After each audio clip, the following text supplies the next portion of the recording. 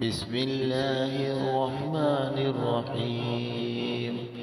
سبح اسم ربك الأعلى الذي خلق فسوى والذي قدر فهدى والذي أخرج المرعى فجعله غثاء أحوى سنقرئك فلا تنسى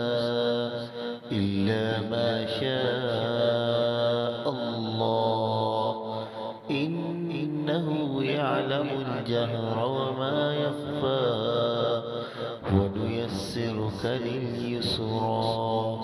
فذكر إن نفعت الذكرى سيذكر من يخشى ويتجنبها الأشقى الذي يصلى النار الكبرى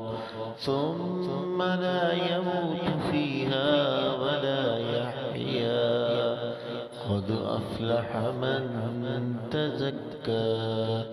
وذكر اسم ربه فصلى بل تؤثرون الحياة الدنيا والآخرة خير وأبقى إن هذا لفي الصحف